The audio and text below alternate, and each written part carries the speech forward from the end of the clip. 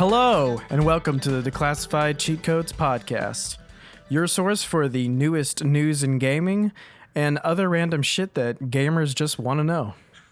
I'm your host, Josiah. And I'm Hillhouse. And we're about to tell you about the last week in June. Yes, we are. I didn't rehearse that very well. It's all good, man. I mean, it's off the, you shoot from the hip, bro. You're doing good. Shoot from the hip, you kind of get a little scuffed on your hip sometimes, though. Sometimes you break a couple knuckles against your fat ass. That's true. That is true. That is true. But you just roll with it. Yeah, you do. You just kind of do your thing, and yeah, You had a good week. It's been a busy week. It was okay, man. It was okay. I've been working a lot, but been playing some games and doing some stuff. I feel like every week's a busy week. Like whenever I talk about how my week is, I'm always like just busy. Yeah. Yeah, I've been a lot busier than I thought I would be. I was hoping I could spend more time doing some of the things that I've wanted to do, spend more time with the podcast and streaming and whatnot. But yeah, work, man, life, it kind of gets you, grabs you by the short and curlies and doesn't let go. Yeah. I don't get much time anymore to work on my model trains, and that really sucks. Seriously? No, I'm not. I'm not serious. I'm joking. I pretty much thought so. You've been to my place. I'd be like, where do you think I'm hiding my model trains? Totally. Anyway, I meant to play some new games this week. I didn't get around to it. I got back into Sea of Thieves, which was a lot of fun. I haven't played it in a totally. year. I ended up playing that with you. Yeah, I hadn't played it in I a ended year. up playing that with you and my wife. Yeah. Yeah, I hadn't played it in a year, great. and there's a lot of cool new updates in it. It's really fun. I wanted to play Metro. It's an incredible game. Yeah. I wanted to play Metro Exodus this week. I didn't get the time to, but I'm going to try to play it this upcoming week. Maybe I'll talk about it next week. It's also in Game Pass, so if you want to check it out too, we can talk about it together maybe. Yeah. Is it multiplayer at all? I honestly don't know anything about the Metro series. I know that there's quite a few games in it. I know 3 of them, or 2 plus the DLC is in Game Pass. So I know Exodus is the new one, so I'm going to check that out, see what it's all about. Right on. Yeah, I wanted to, there was something I thought I saw, Metro 2077 or... Yeah, that's the older one, I believe. Okay. Or am I thinking, no, yeah. Okay. Gotcha. Yeah, that's the older one. What'd you play this week?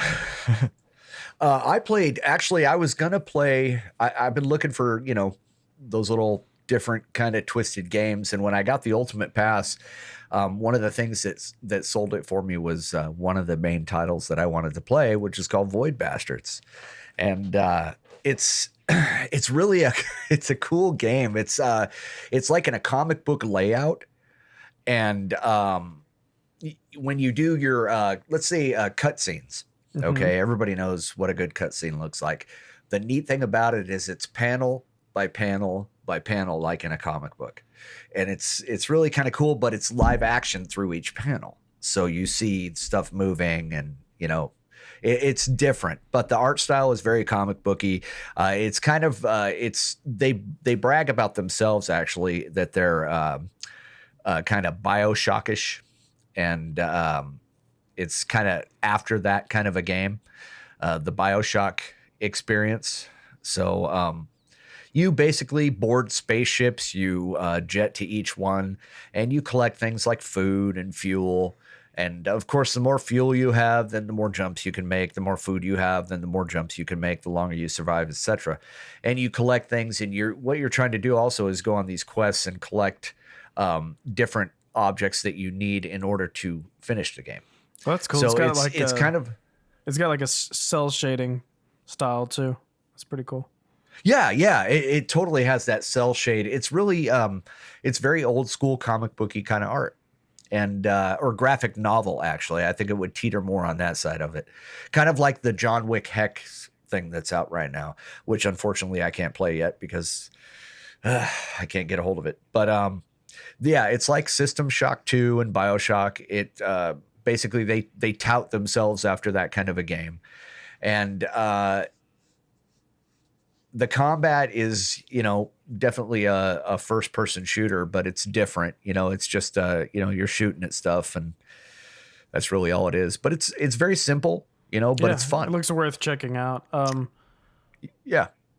Is it a game that seems like the screenshots I'm looking at from it look like, any first person shooter, except for the fact that it's got the cell shading. So automatically you're thinking Borderlands in space, but, is it a game that's primarily built on the shooting aspect, or is it kind of a hybrid? Do you think it's more of a shooter that has other elements, or you think it's a story with... I think it's a story and collection kind of thing that has shooting aspects, because you do have to be aware of the hazards. You do have to be aware of things that are going to come to kill you. And what you're doing is you're jumping from ship to ship, and you have to find specific items in order to make it to the next level or to the next part. Is it more of... you need to do it before you're killed. Is it more of exploration or puzzles based? I think it's a little bit exploration, but there's some puzzle to it, because you have to figure out how to get to where you need to go in order to collect that specific part, because it will show you where those parts are throughout each ship and how many jumps you have to make, but you have to find a way to make those jumps. Okay, so it's more of, to progress, you have to explore around and find things rather than just solve puzzles or shoot people. So it's more of an exploration game. Okay. It's a little bit of both. It's kind of a little bit combination of all of that. But the neat thing about it, though, is that you don't just die and come back. Each time that you die, you have to rehydrate a new body. And it's basically they're prisoners that basically given themselves to this sort of travel through space. And you rehydrate a new person. It could be a man, it could be a woman, it could be somebody who sniffs all the time, it could be somebody who coughs every once in a while. So you got to be careful of who it is that you pick. Like the first one that I had was a heavy smoker and something else, and the other one that I had was lazy and something. So I mean, I died a few times, but it's cool because you get a different based or body just cosmetic each time. Based? Is it just What cosmetic? do you mean? The bodies? Yeah, or are they different stats and stuff? Different stats. There's different stats to them. Each one is different. It has a different quality or a different ability, or they might be better at some. It definitely has the stats, but that's what I like about it. It's just constantly changing, so you have to adapt to that. Because basically, what you are is you're like a robot backpack, and you kind of get onto this body and you move the body around. So you're like use the body to do what you need. Basically, yeah. That's cool. Basically, that's what it is. But it's a cool little game. It's fun. I definitely am going to play it again. It's not something that I would play all the time.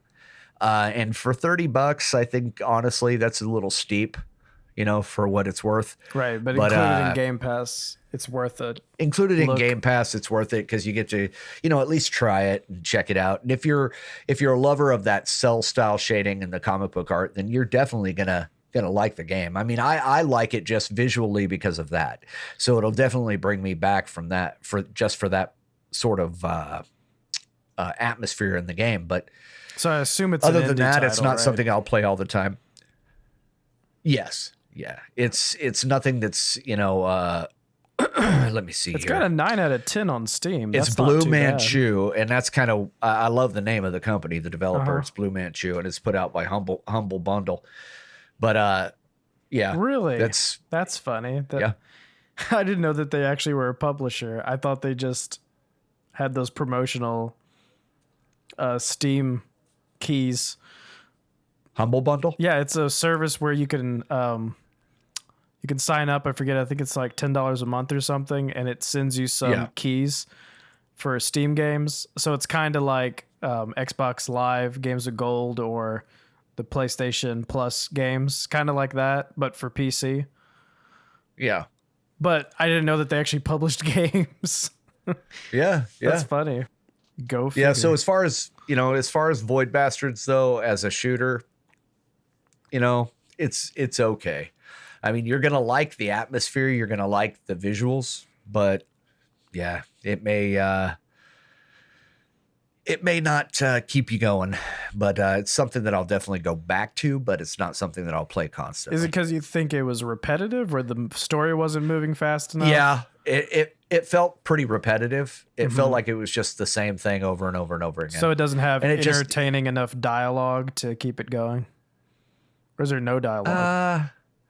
Not really. There's a little bit of dialogue. Some of the monsters shout some corny crap at you, but See, that's what could make really nothing great. repetitive games tolerable, is a game that has like Yeah. really well written dialogue that you can just be mindlessly doing the same thing over and over while you're listening. Yeah, exactly. So- And that's kind of what that Trover Saves the Universe, that's kind of what that was, because it's basically the same thing over and over again, but some of the crap they say just keeps you going back. Right. So It if this keeps had your that kind of mind an entertained. atmosphere to it, I probably would go into it. It's an easy enough game to maneuver. The map is easy. It's it's that kind of a thing. It does have some difficult spots. You do have to pay attention. Because it is a shooter, but other than that, it's nothing outstanding, I should say. Yeah. It looks entertaining enough that I might check it out. I'll let you know what I think about it if I do. Yeah, absolutely. But is that all you played new this week? Yeah, that was all I really played. Okay, cool. I just went back to, besides Sea of Thieves, but I just went back to Overwatch and everything else. Yeah. Oh yeah, cool. So we're gonna skip over the news. We usually do it at the beginning of the show. We don't really have a set format yet, but I wanted to get straight into the story or the topic for the week. If you already heard about this, I think what day was it? It was at least 3 or 4 days ago that the news of this whole story kind of broke. But there was a Twitch streamer / YouTube personality named Etika. He was found dead in a river in New York after being missing for about 4 to 5 days. I think it was 4 days. And ultimately, the saddest thing about it is that it's really a testament to the modern digital social media age failing people.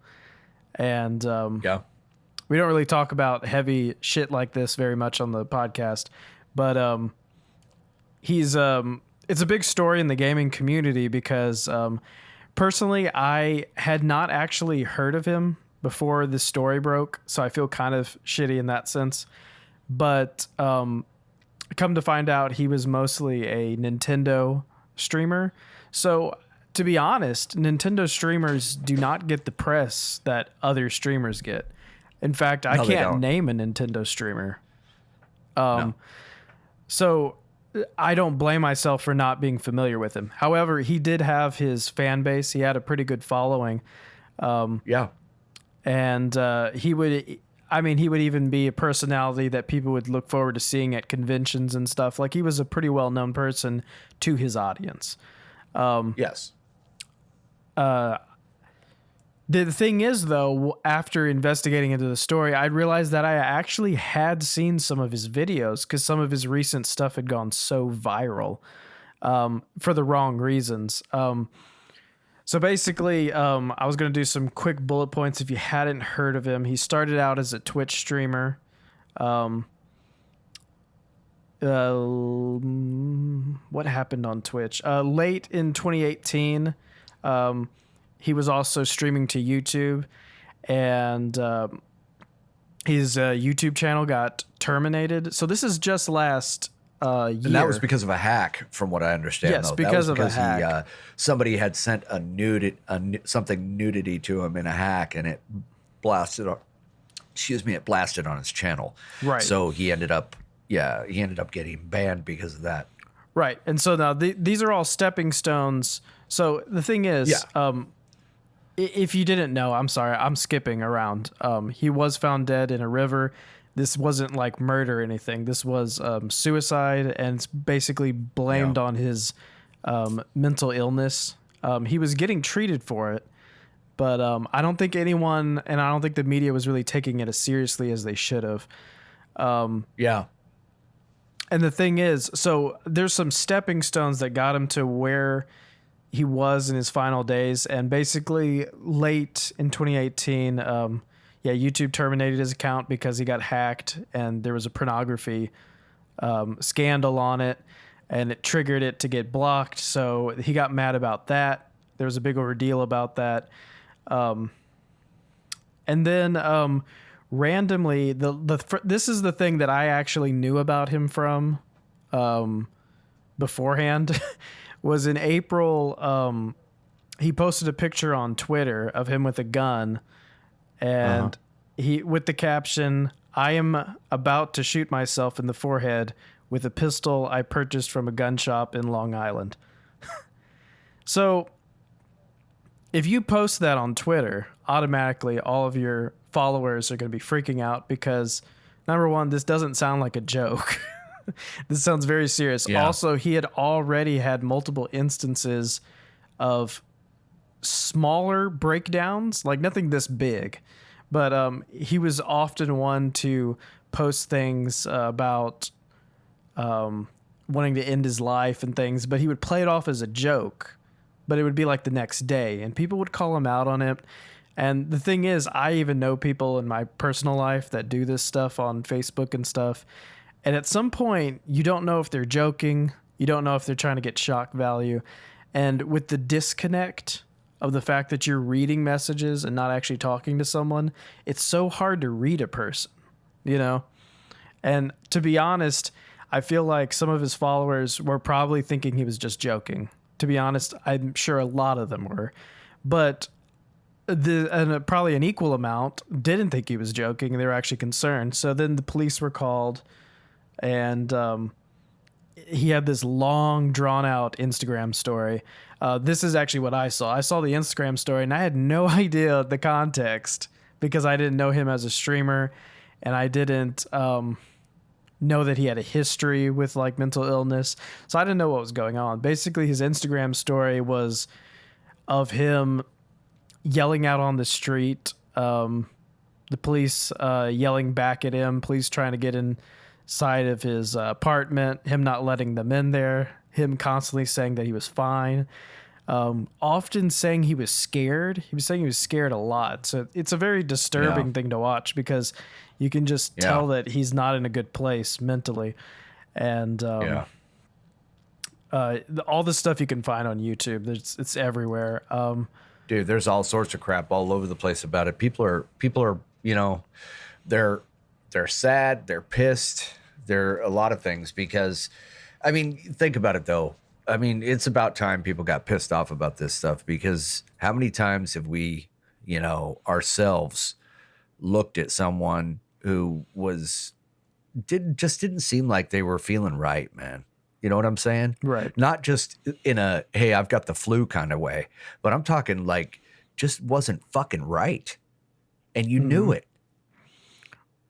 But how many times have we, all of us, everybody who listens, you know, or whatever, how many times have we just not done anything and then found out that that person was seriously considering or did commit suicide? Right.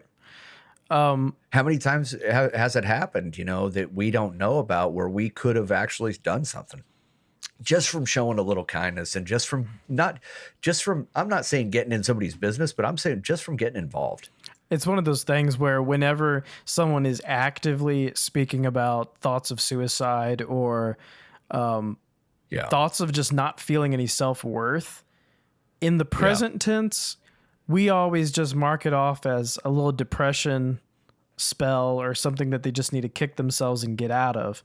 However, when they actually go through with it, everyone looks back in hindsight at things they said and did and sees that all of the signs were there and they're almost screaming at you that they needed help, but nobody saw it when it was happening. Exactly. I'm thinking about Chester from Linkin Park that committed suicide. What was it, a year or two ago? The same thing was the last album that he wrote. That thing is full of lyrics about not wanting to give up or not taking your life. It's like an anti-suicide record.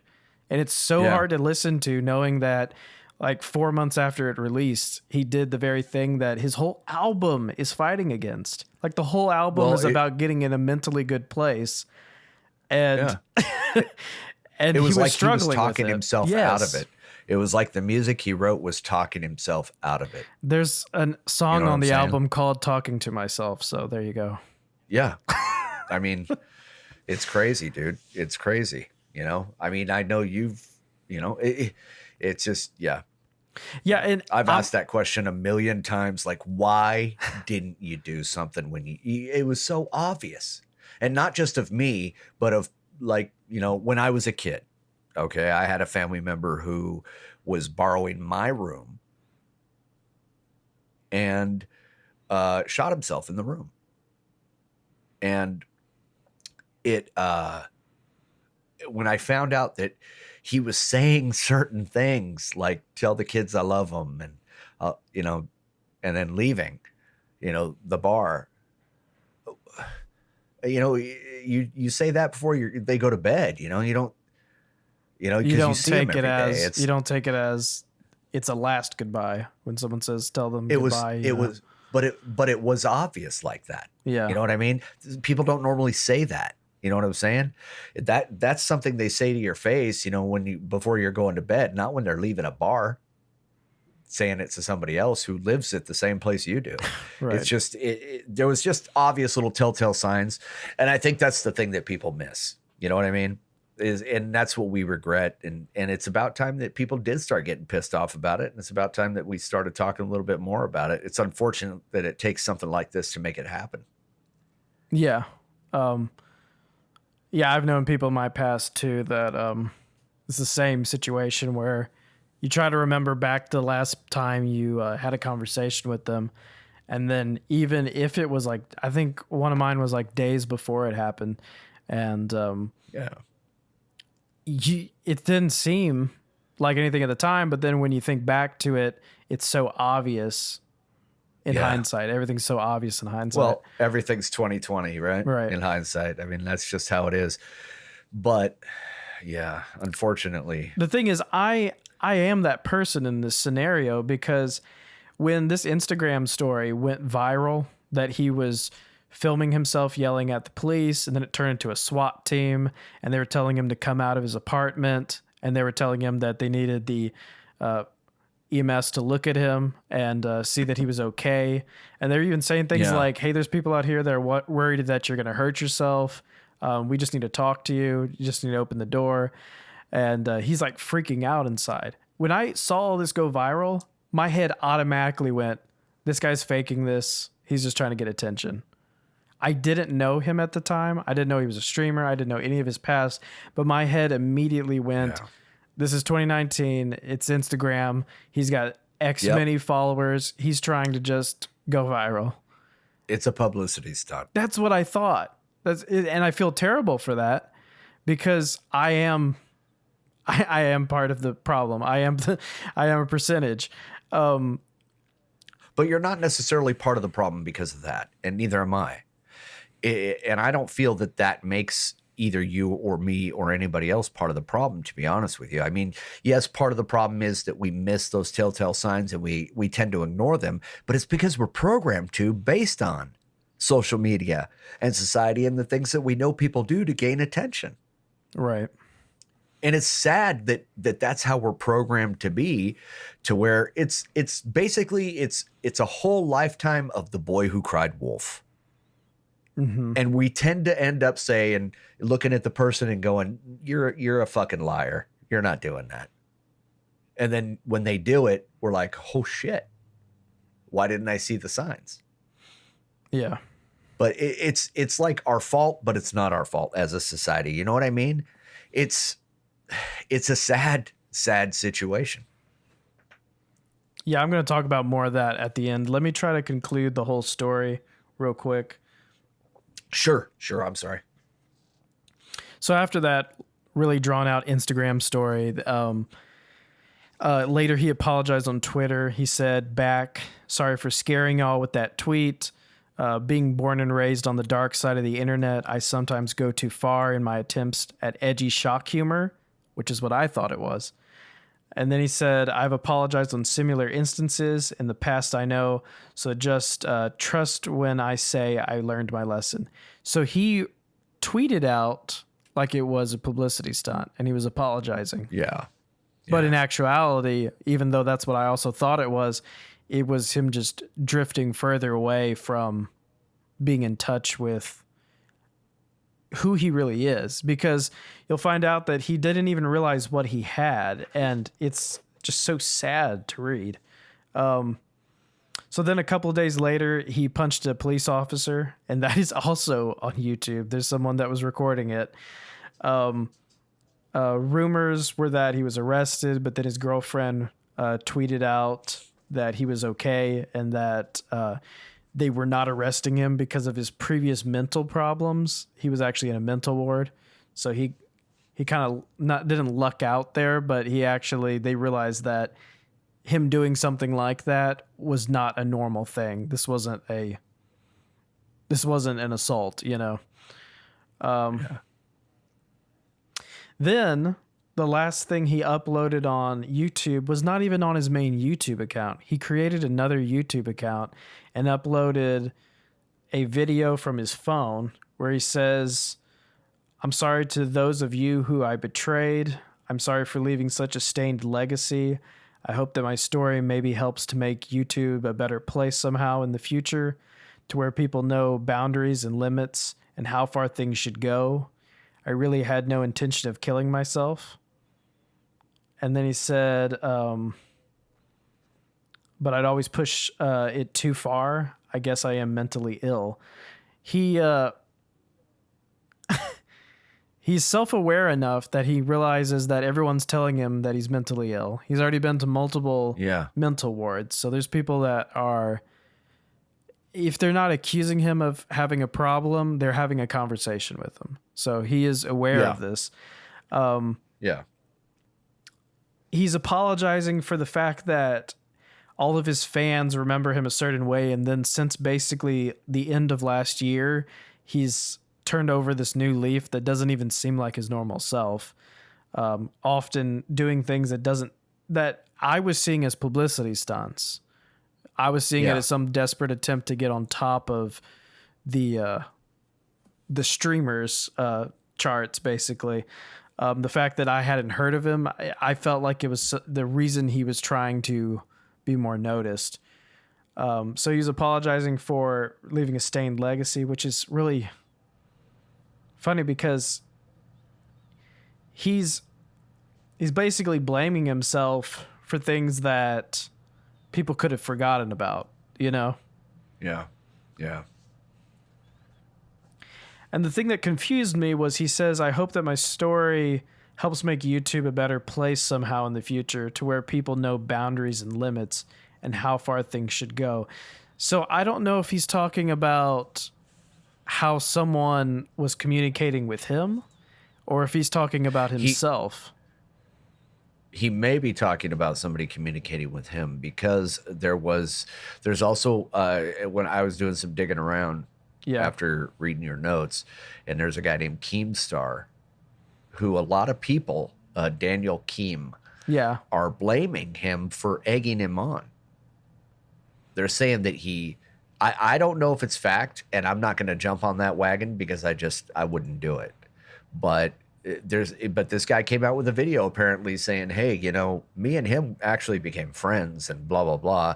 And a lot of people aren't buying it, but some people are. So I hope it's not a case of bullying and that's just something that Keemstar does. Keemstar's whole approach to news is a very satirical type, sarcastic approach, and he's not the only person. He's not the only person that does that either. This was the thing that I was going to talk about later. I'll just go ahead and talk about it now. I wanted to suggest. Oh no! I wanted to suggest the idea that. So before, to be a personality, you had to have a talent and you had to be in the right place at the right time. So it was all about who you knew, and it was half about basically who you were. So people always said it's all about who you know, basically meaning if you have the connections, you can be whatever you want to be, aka Paris Hilton, who doesn't actually do anything. Kardashians that don't do anything. So they would say things like it's all about who you know, but it's rarely all about who you know. It's often mostly about who you know with a spice of actually having something to present to the masses. The thing is, in the modern age, we don't really have that same story anymore. It's no longer Mickey Mantle was a celebrity because he was the best baseball player at the time. You know, today a baseball player can be a celebrity to be the first guy to raise awareness for some organization that has been pushed to the side or something. You can be a celebrity for so many things these days. And the other thing is you can be a celebrity for just doing something that no one else does within something. Not necessarily the best, but just being unique. So yes. I know I'm going off style. on a tangent, but basically, Gangnam Style. But I'm going off on a tangent, but basically I'm saying that it's opened such a wide variety of people to have an opportunity to be a celebrity. It's making me wonder if everyone is... There's two things. One is everyone capable of being a celebrity? Can everyone handle that fame? I think the answer is no. Number two... Oh, absolutely not. Yeah. Yeah, number two is... I had another point. Is everyone capable of doing it? And then number two is, oh my God, I've completely drawn a blank. I should have probably wrote a note about this. So basically, is everyone capable of being a celebrity? Meaning, is everyone in the right mental state beforehand? And the thing is, they don't scout you out to be a YouTuber. No.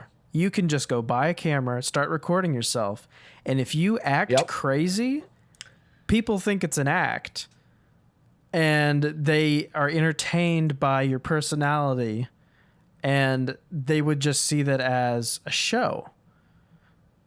The thing is, if you did that for years, people would just continue to see that as a show because so many people have done that in the past.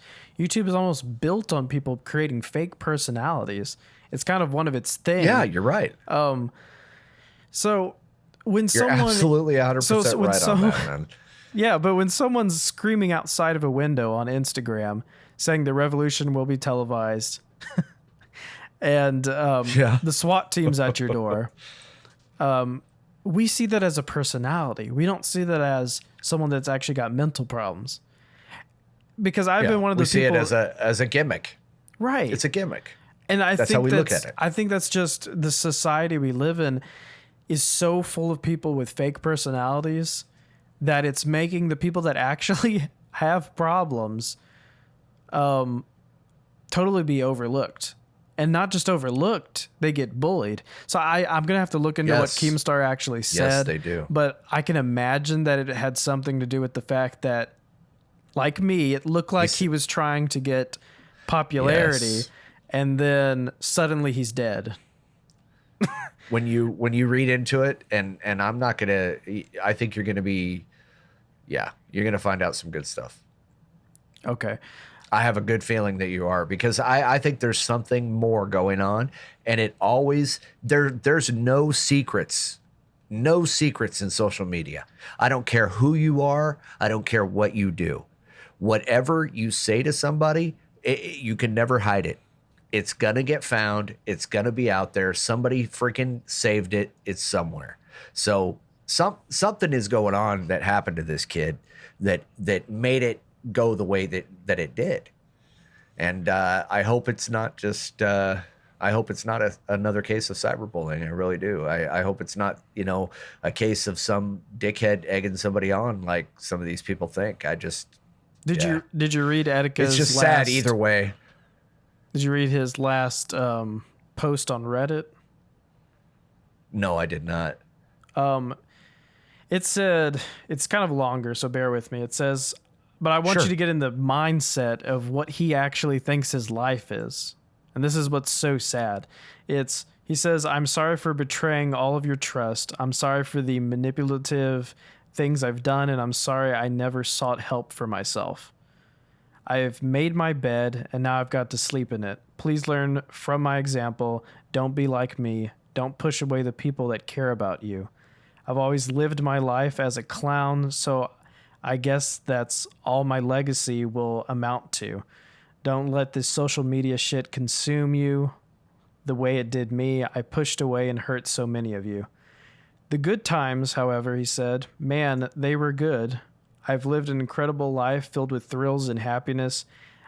Even though I always was an oddball out, I used that as my strength and brought together an incredible community of insane wild boys just like me. God, I'll miss all of you so much. I was mentally troubled and far too stone-headed to admit it, far too stubborn to face it, and far too scared now to deal with it. Betrayed you all. I misled so many of you. I manipulated, I lied, and I shifted blame. I don't know what awaits me on the other side, but I'm ready to face it. As far as we know, there is no life after death. My time ends now, but if there is a way for me too, I'll send you all as many blessings as I can from the other side. Thank you all for helping to make my life the incredible tale it was. I'm sorry it had to end on such a heartbreaking note, though I know for sure hella people are going to probably laugh at it. LOL. I just hope there's at least some fresh I guess he meant to say memes, that come out on it. I'm dying as a guy hated by a lot of people, so I know you all won't let me down. Haha. Well, that's my cue. Time for me to go. I mean this with every bit of my heart. Take care of yourselves. And of course, as usual, please have yourself a damn good one. So this makes me so sad because sounds like such a bro. He sounds like such a guy that's there to uplift people. But at the same time, he's so blind to the fact that just because like one person may be rubbing him the wrong way, he's got hundreds and thousands, maybe millions of people that won't love him. Yeah. And that's what's so disturbing about the whole thing, you know? Well, that's the problem with mental illness though, man. I mean, yeah, you don't know what it makes you think. Yeah, because because I was saying that like when I was growing up and I was a teenager, I had this mentality that I always felt like the last one picked. I always felt like I was the last one invited to things. I always thought that I was the afterthought. And I always thought that the people who wanted me to be somewheres were doing it out of a courtesy or kindness or just to let guilt be off of them. I never thought that it was necessary for me to be or to be a part of something. And that always was something that would make me say things that were like really emo, like things I would never say today. Like things that were like, I probably posted suicidal things when I was in high school. But anyway, people will react to it and be like, oh no, don't act this way or stop posting stuff like this. Like you're totally not that way. But the thing is, all that stuff would go over my head because my head was like, okay, this is another example of you trying to get guilt off of you. This is another example of you putting me aside and just being out of convenience doing that. But the thing is, when you're a celebrity, which, you know, I know so much about anyway, when you're a celebrity, it's so much more magnified because he doesn't know any of these people online. Yeah. I can't even imagine the idea of knowing that hundreds of thousands of people enjoy something that I make and don't even know me. That I don't know how you can look over that, you know, because a million of us would say, I would love it. A million of us would say, I would love to be famous. But we don't know what kind of pressure it puts you under. We don't know what kind of, like you're saying, the magnitude of having 100,000, 250,000 people that want to subscribe to your channel. Yeah. And the thing is, that's insane. I'm not saying that I want to be famous. I'm saying that. Oh, I'm not saying that you were either. That wasn't my Right. intention. Okay, I'm saying that in my example of my youth, I could write off people's emotions as fake because I knew them, and I thought that because they came in contact with me, that it made sense for them to be supportive. However, if it was people that I've never even met, people that no one would blame them for actions that I did, and they still supported me, I don't know how you can overlook that, because I could overlook people that I knew that were trying to help me because I thought that, okay, everyone knows they hang out with me, so they have to look good, so I'm going to discredit what they say, basically. But the thing is, Etika was so big that when he posts something that's like, I'm going to go kill myself with a gun that I just bought, there's so many hundreds of thousands of people telling him not to. He has to realize that this isn't like people changing their profile picture on Facebook to a rainbow to support something that they may or may not support. This isn't like some sort of, I want to be in the in crowd. This is actual people. Because the thing is, he wasn't like incredibly huge. He was big, but he wasn't so big that it was cool to like support him from killing himself, you know? But these were like honest reactions. You get what I'm saying? Yeah. Okay. Yeah. The people who did follow him genuinely loved his content. Yeah. So it's like these people were coming to him saying, no, you know, I'm surprised that didn't make a bigger impact. You know what I mean? I really am. That's the thing that's getting me right now, is that he makes this tweet that says he's going to shoot himself in the face or the head, whatever. And these people come out of the woodwork and say, no, man, don't, you know, please don't talk like that. Don't do that. You know, we love you, blah, blah, blah.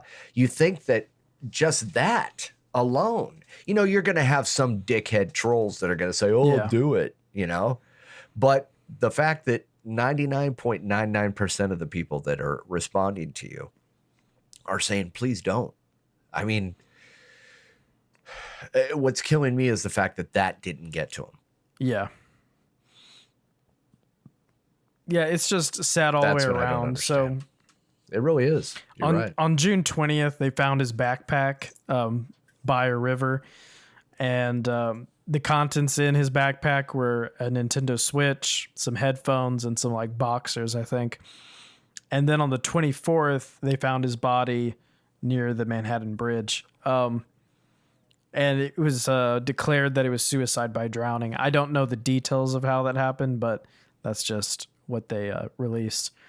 It's just sad. It's really sad. And I think actually the saddest part is that he brought his Switch with him. So after he recorded that video on his phone saying that it was the end and he was going to kill himself. And the thing is, he had done that so much. He had said so many times that he was going to do something and nobody was taking him seriously. The thing is, he was probably really close to making it this time, because it's almost like he brought his Switch with him so that maybe he could go just sit by the river and play a little bit and get his head in a good spot. Yeah. That's what's so sad, is he brought what he normally brings around with him.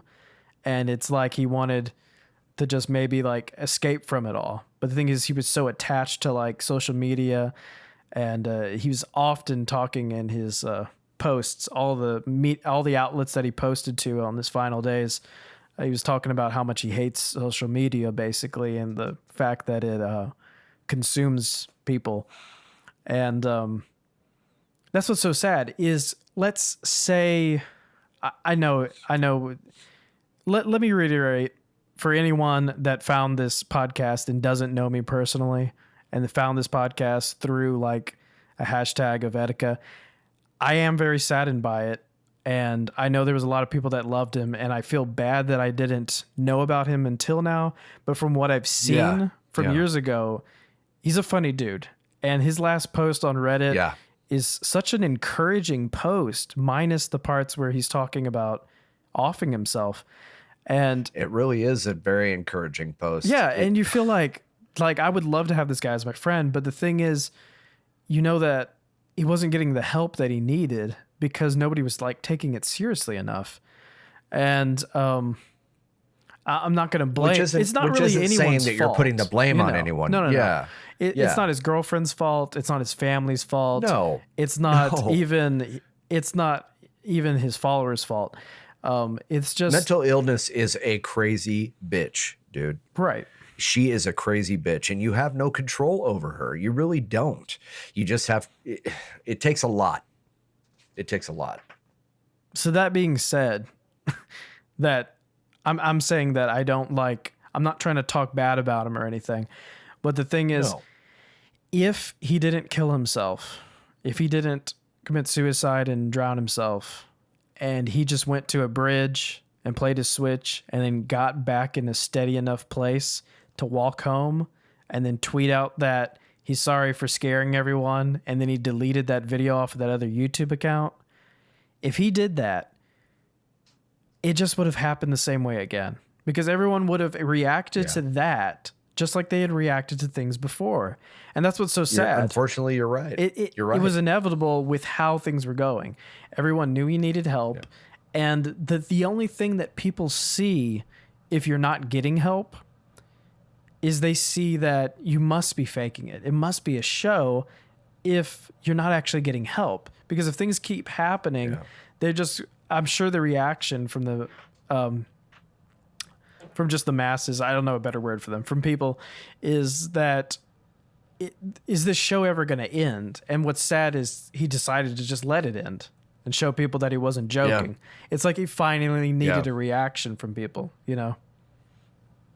You're right on a lot of points on that. You're absolutely right.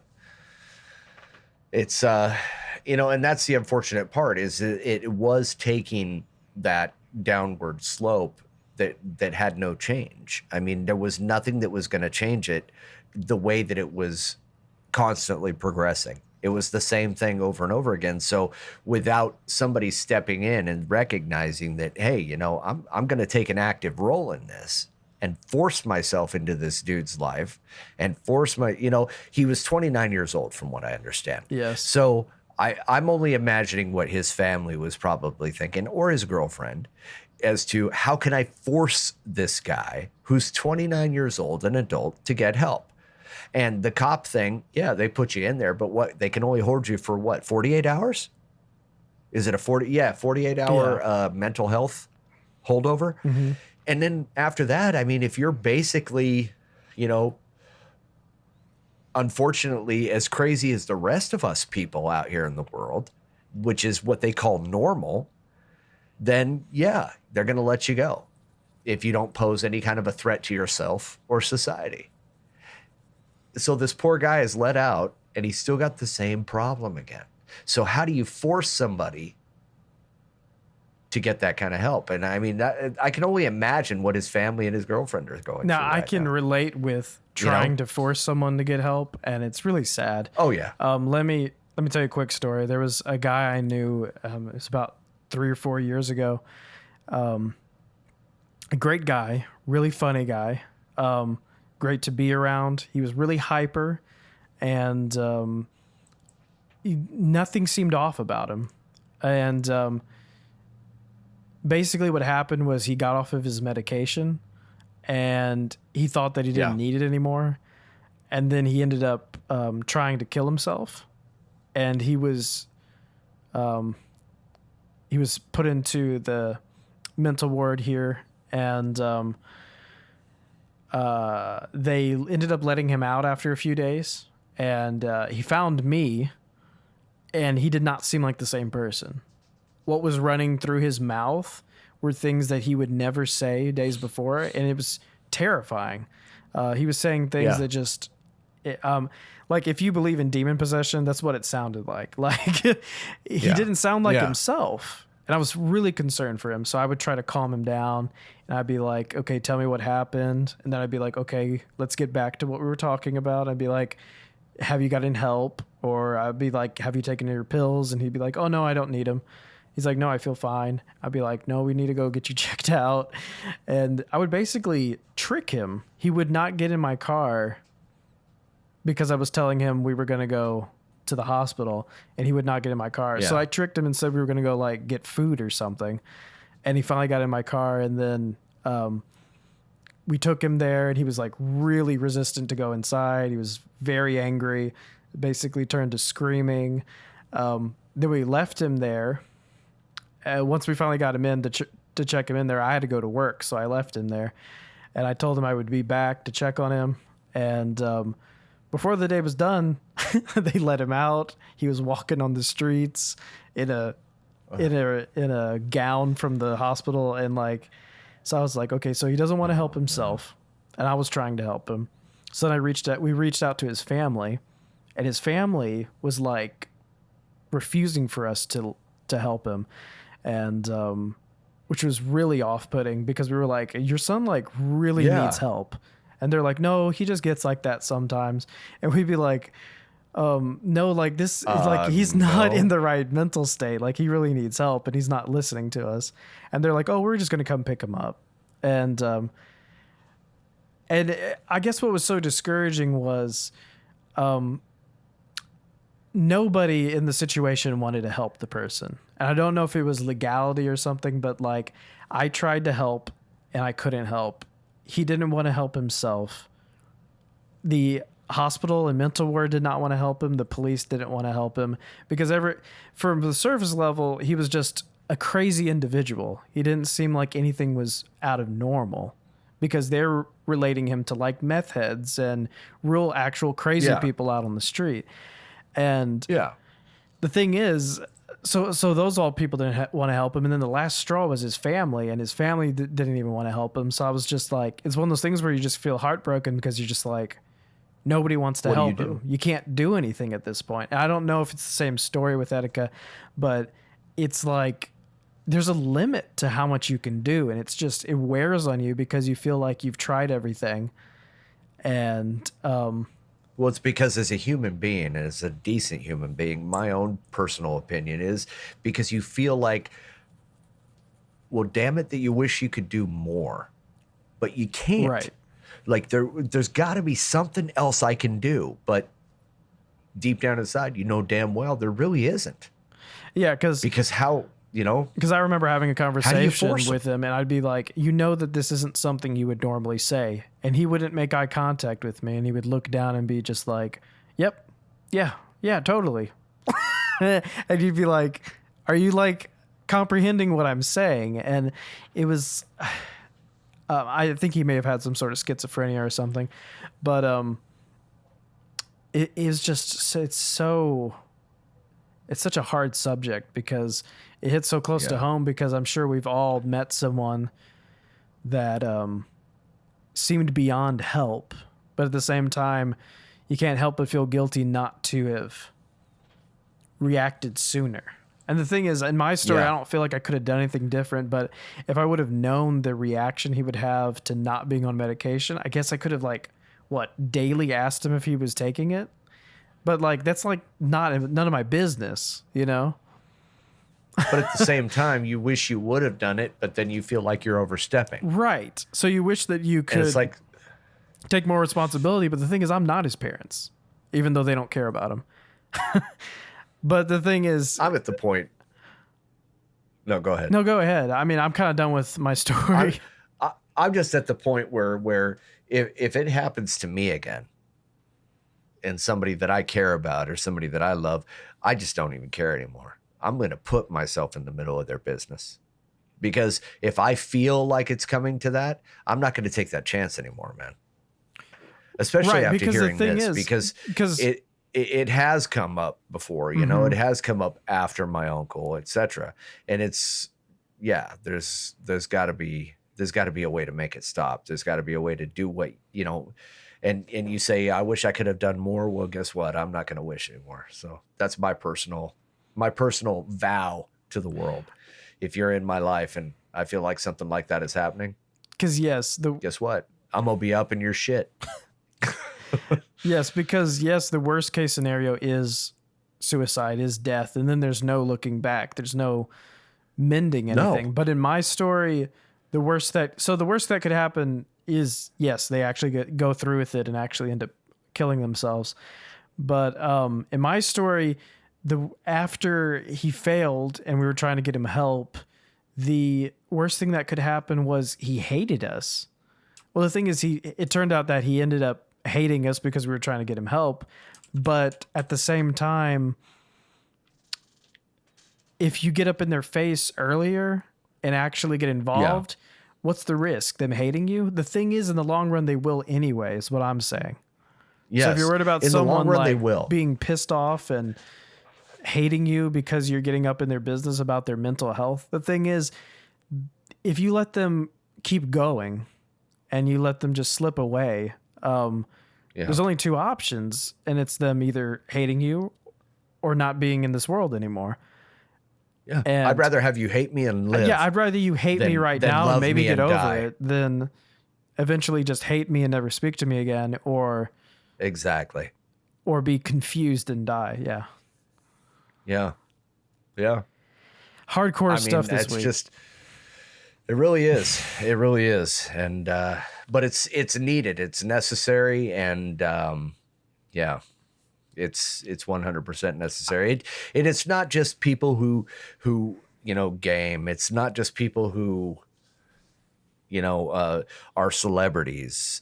It's anybody that man. It could be a service member. You've heard of the 22. It could be your relative. It could be a coworker. But who cares anymore, man? Get your ass involved. Get in their face. Get in their business. Make it freaking loud and proud to where they got to do something about it. And if you're wrong and you look like an asshole, guess what? You look like an asshole that cares. Right. That's how I think about it. I'm still going to love you. I'm still going to be your friend. That person that you tried to save may not.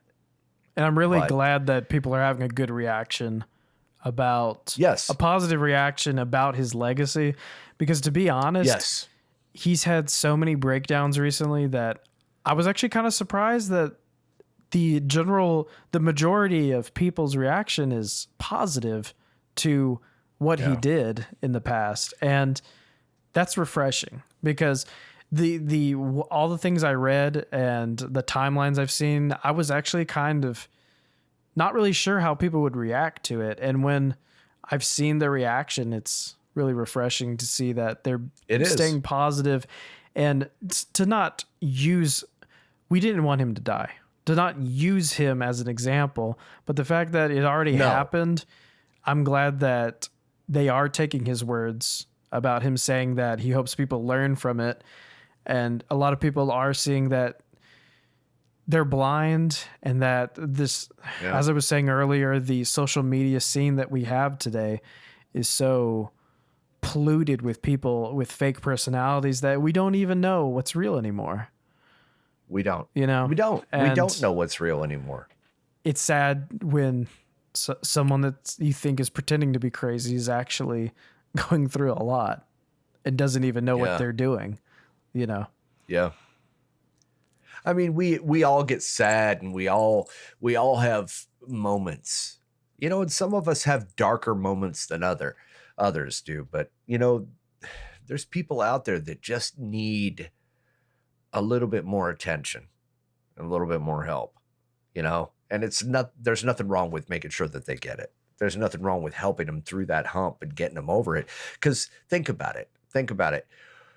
What could this kid have become? He was only 29 years old. Okay. What could he have become? Could he become, one of the messiahs of social media? Could he have become, a beacon for people to, go to? You just don't know what could have changed and what could have happened. And it just bugs me, man. This is a subject that really bothers me, man. I'm sorry, but it just... There actually is a really good analogy that has come up from this story. And it shows the difference between a internet personality and a everyday personality out in the world that does not tweet, that does not stream.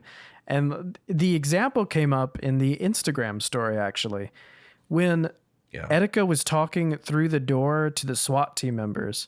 He kept saying things like, the revolution will be televised, which had a really funny reaction by the SWAT team guy. He said, I like Rage Against the Machine just as much as the next guy.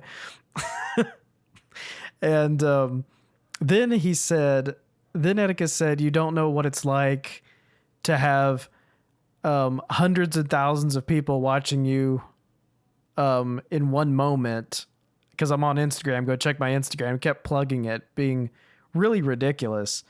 And the SWAT team member said, "Yeah, I do know what that's like. It's called being a officer in New York City." And it really shut him up. Point. And the thing is, the police officer is known by tons of people. And now people do have divided opinions on police. We're not going to go into that today. But the thing is... Yeah. We don't need to go into that. The thing is, it's totally different for a police officer who has been trained, who has been around tons of people in a professional manner, who has presented law and justice, and who has done all these things that we see as a very formal position out in front of people. People see it as synonymous with being kind of like a firefighter, like a hero or something. I know some people don't agree with this, but anyway, that is what we see that as. But however, some guy with a webcam that owns a Nintendo Switch that's screaming online about how much he loves Nintendo Switch, having hundreds of followers, is a totally different thing.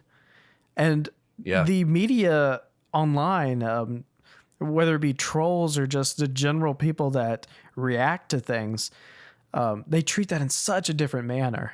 And it's such a funny point that he brought that up in that stream. And I think it's incredibly appropriate because it's all about, can you handle the fame? And is everyone built for it, you know? And at that moment in time, Etika was not built for it. I'm not sure if... I'm not saying that he never would have been. I'm not saying that he never was. I'm saying that at that moment in time, he could not handle that position, you know? And it's crazy to think about that. And the thing is, they spelled out that analogy, you know, in that Instagram story. Right. It's right there. And it's crazy. The second they said that, I was just like, wow, that's insane. One of these two individuals is going off the walls crazy because of how many people are giving him attention, you know, and the other one sees it all the time. People are watching everything he does, but he's just used to it, you know? And he's like, yeah, I'm under a lot of pressure every day. Like I'm a New York policeman. Shit happens all the time, you know? Yeah, except their pressure is a little bit different than what his pressure was, I think. You know, I mean, but at the same time, you know. But we are talking about mental reactions. I mean, it doesn't matter like what the physical thing happening is. It's how they handle it. And mentally. Mentally. And those guys do have a lot of... and those guys do have a lot of support, and you know they are also required to go deal with it with a psychologist after they've dealt with a very traumatic event. Cops are. It's in their job.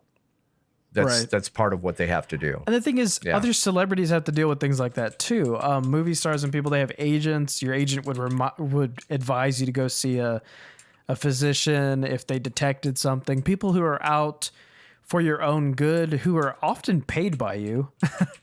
And that's just something that doesn't really exist in the rising star section of the internet. Streamers who are just starting out, streamers that are kind of growing a following. We talk a lot about... They don't have that kind of... They don't have that kind of circle. Basically, our podcast will always talk about people who do not have that... not that access, but are just not in that scene, basically, because it's the difference between esports athletes and real athletes. I'm sorry, that's fucked up. Esports athletes and like football athletes, or god damn it, football athletes, or like baseball players or something. Mail cometh. Here comes the hate mail. Anyway, baseball athletes, people like that, their organizations hire them like doctors. A lot of them have personal trainers, personal doctors. They might even have like personal priests for the team and stuff. Like, it's crazy. But like an esports team, the smallest ones will have like nothing, you know? They'll have like basically just an agreement that they're on a team together, you know, and we'll split the winnings. Basically, yeah. And it's just totally different. You get what I'm saying? Like, we're going Yes. to cover a lot of we're going to cover stories on a lot of celebrities / human beings that don't fit quite that mold of being what's the word, monitored by someone that is like there to keep you in the good light, you know. Yeah, a And handler. yeah, basically a handler. And That's exactly what they are. And in Hollywood, they call them handlers, and that's exactly what they are. And sometimes they end up being bad, and sometimes they end up being good. You're either gonna be on a billboard wearing a pair of underwear and making $1 million, or you're gonna die in front of a fucking nightclub. yeah, and you could say things like Etika could have afforded a personal physician and psychiatrist and stuff. But the thing is, it's totally different when all of your It's provided for you. right, all of your incomes are dependent on the fact of how much you work. So it's all about Yep. how much he streams, how much he uploads. So that puts a bunch of stress on him. Number two, he lives in New York. He lived in New York City, so automatically Yeah. his cost of living's up. And then the thing is, everything that pays him has some cut coming out of it. And I think we have to realize that even someone at his stature was probably just still barely getting by. I bet he was struggling to pay bills, and I bet he was still struggling to buy name brand cereals and stuff. It's just, Oh yeah. it's just one of those things where even in this scene, quote, I'm using quote fingers, I know you can't see it. Even in this scene that I feel it. I feel it. even in the scene that we're talking about, it's just totally different. You know, you could be Yes. on the top of what we're talking about, like streamers, and you're still like basically barely getting by. Only someone like Ninja basically has a personality enough to monetize his personality. You know, he's got posters in Walmart. That's like a totally different yeah. level than even Tfue or someone below them. Like there's a huge Dude, gap and it's- between hundreds of thousands and millions, you know? And I could so go off on this subject too, man, but I think I'm going to save it for another day. Or were you going to talk I have about some Ninja's I have serious poster issues sales with some of going this down? stuff. No, just some of these people who are so-called celebrities that, you know, I just, yeah. Okay, we can make a topic for next week then. Sure. Try to sure. hone Absolutely. in what you actually want the topic to be, not just all the problems with esports. Let's get a little bit more no, I specific know than that. I have a very specific topic, and I'll bring it up to you after. Okay, cool. I'm not going to complain about how long we talked about that. I think it was really necessary. Neither am I. It's a totally It's a necessary huge, subject, yes. huge story, and I for one, in the big stories in 2019, I am happy that I have talked more on our podcast about Etika than I did Pro Jared. I would much rather yeah, talk same- about the same here. legacy of someone that was Yes. wronged by not his community, but just wronged by society, basically. And Yeah. I would much rather talk about that than some scandal about someone cheating, you know? So, Yeah, me too. Me too. so I have no regrets about talking about this for a long time. Because hopefully this will help somebody. Hopefully, you know, we always say that though, and it pisses me off when it comes out of my mouth. It really does. Is hopefully this will help somebody. Well, when though, man? When is it gonna help somebody? When are we actually gonna do something? So what I said before, my vow that I made to society, if I think that you're doing it, man, guess what? I'm in your shit, buddy. Okay? Everybody who's listening. If I think that you're even thinking about it, I am in your shit. I will be glued to you like white on rice. You will hate me for the rest of your life, but guess what? You're going to have the rest of your fucking life. Brother. Off my soapbox. Brother. I'm sorry, man, but it bugs me, man. And ever since my uncle, man, it's been a sore spot. And actually, I can't even say my uncle. You know, when I was in the Marines, we had a kid who shot himself in the head and did it in the back of a 5-ton truck. And we tried to get him to the dock. And there was just nothing that you could do. But when you look back on it, man, we're like, fuck me. Why, when he asked me Yeah.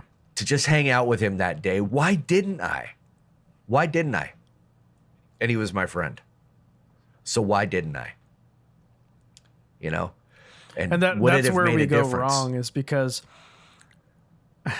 like, yes, it's very important to preserve other people's lives, but it's wrong to blame yourself for something.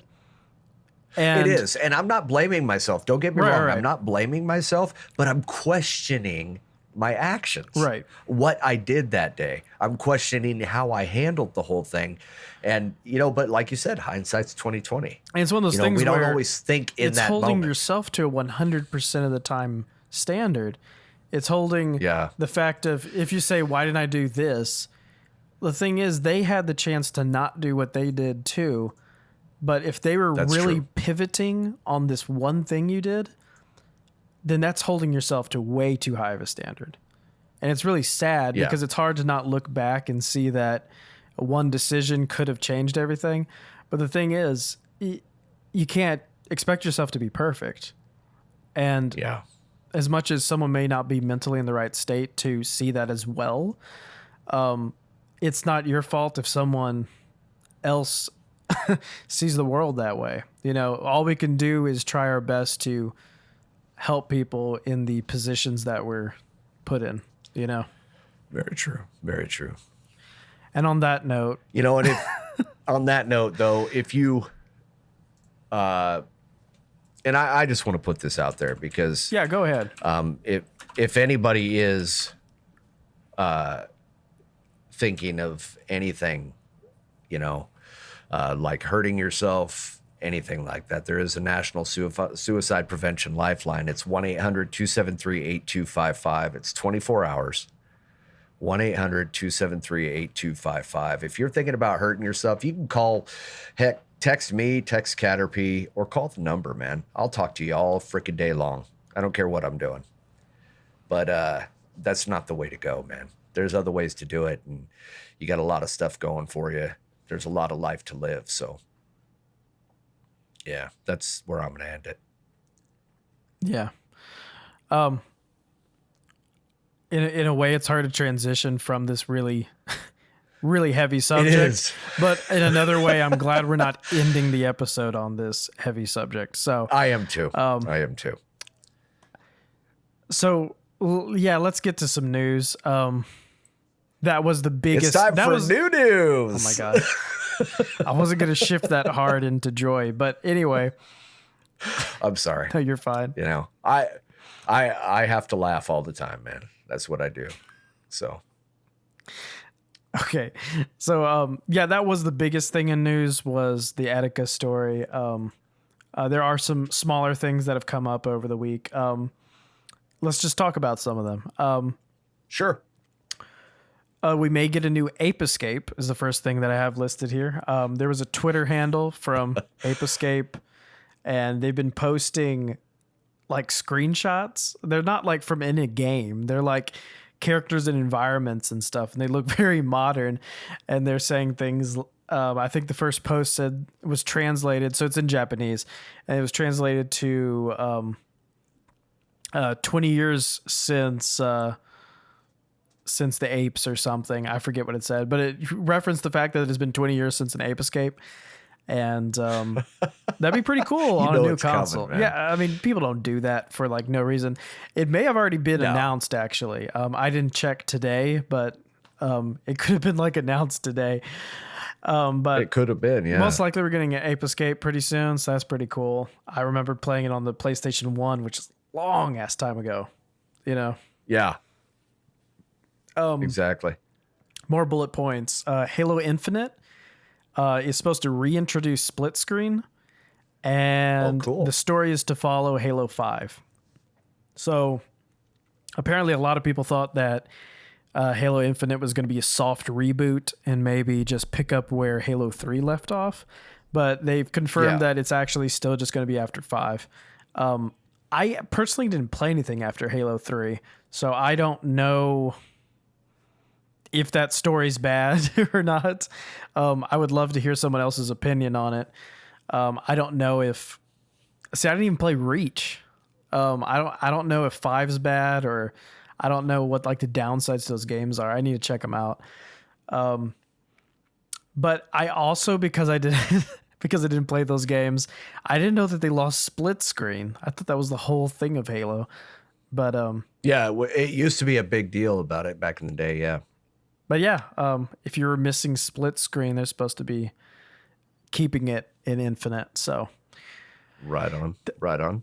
That'll be cool. So it's kind of a win and a loss, I guess, is what people are reacting to. They would like for us to forget the newer story, but at the same time, they want the split screen. What were you going to say? I think you're going to be able to switch between the two, obviously. I mean, if you want to play split screen at home when you're, but that was a great way to play. Right. It's still going to have online sessions, I'm sure. You can't make a game today without online multiplayer. No, it's not going to happen. Especially a shooter. Yeah, especially a shooter. You're absolutely right. What else? Let me see. Oh, we were talking not too long ago about Animal Crossing being delayed a couple of months. Well, we also have now another Nintendo first-party title being delayed, and it's Luigi's Mansion. And it's more good news. I've heard solid positive reactions to the fact that it's being delayed because people don't want a Luigi's Mansions game to not be good. So no, everyone's being really great and understanding of Nintendo pushing game release dates back. Now, what's funny about the Luigi's Mansion one, though, is it must be soon enough that they don't want to release the date, because they specifically have not moved the date. They just said, we will announce the date soon. So it's kind of up in the air. So there must be an issue that they're trying to figure out. It may be totally reworking an area of the map or something, or just the game entirely. I'm not quite sure. Yeah, could be. Because it seems to be an indefinite amount of time, but they also don't want to say a specific date because they don't want to be held to that. The thing about Animal Crossing is it's already so far in the future that adding a couple of months onto it seems safe. I'm sure that they're thinking that's enough time. Oh, yeah. The thing is, I think Luigi's Mansion was slated to come out in September or August, something pretty soon. So them saying that it's probably not going to make that is more of them just saying there's some things that we didn't expect to come up, and we're just going to say when it releases, when it's ready, And well, that's the thing too, is if you look at a lot of these forums in all these different games that are delaying their release or even postponing it indefinitely, a lot of people's reaction are more to the better nowadays because of the fact of these shitty games that have come out so quickly in the recent 2 years. Yes. Where, it's all this hype about this game and it comes out and it's absolute crap. Well, so we've said enough is enough. And I think the developers are actually starting to hear that. And they're starting to say, you know what, if we don't feel ready, we're not going to put it out. Because they're going to make more money longer if they put out an ass-kicking game than they are if they put one out and they make their money in the first 6 months, then they don't make shit afterwards. I'd rather have somebody that wants to buy a game a year later just because they know that everybody else that plays it loves it. Yeah. That's what I think. I'm totally with you on I think that. they're all learning from their lessons is what it is. Yeah. I'm sorry. I was looking up something real quick. That's why I did not lose my trail of thought. I can just look it up on here. I don't know what I'm doing. So let me get your opinion on this real quick. Sure. Actually, no, let me talk about this real fast. Not too long ago, there was a independent developer. So it's basically like just a guy. It's not a mainstream thing. He made something called Mario Royale. And basically what it is it's the... I heard about You've heard about it? It's the original Mario game. Yes. And it's... Everyone but it's starts... a battle royale, and it's actually a lot of fun. Yeah, everyone starts at the same point, and you see how far you can go. And the thing is, items only can be used once, so people can steal your item, and then you got no item, and you're running around with like the inability to do anything. It's pretty crazy. It's hard to describe. So basically, it's picture the original Mario game, but if everyone was, if there were like 100 people in the same session, and then everybody was sharing items, and it was about who got to the end first. So try to imagine that. Yep. And so basically what it is there's your sprite and then all the other sprites are kind of ghosted. And it looks insane to watch. It basically looks like a time lapse of a bunch of different playthroughs. Like you don't actually know what's going on. I thought it was like this is what you did your previous playthroughs. And then I was like, wait, those are all other players? So it's insane. Nintendo actually ended up taking it down though, because for copyrights. But they're re-uploading it with different sprites. So basically they just took out all the copyrighted stuff and just made it look a little bit different. So you can still play it. Yeah. It's just they took out all the copyrighted stuff. So I thought that was pretty cool. And they actually did that really quick too. A lot of people love that game right now. A lot of people are enjoying the shit out of it, man. It's got nothing but great reviews. That's awesome. I want to check it out. I'm not sure if it runs in a browser. Does it run in a browser, you think? That's what it sounds like, because I just saw gameplay of it. I didn't actually look it up. Same here. I've been watching gameplay and just laughing my ass off. It looks like so much fun, dude. It probably does have a download, because if it ran in a browser, it might be hard to keep that many people in the same session, you know? I'm sure it's capable, but I'm sure they would choose for you to download it. Yeah, absolutely. Yeah. So here's one thing that I want you to get. I want your opinion on it, because you've played it more than me. But PUBG has announced that they're working on a story-driven game. Have you heard about this? That might be kind of fun, actually, because I understand it's by the creator of Dead Space, which is a very interesting choice. It's not a bad choice, but it's kind of a different.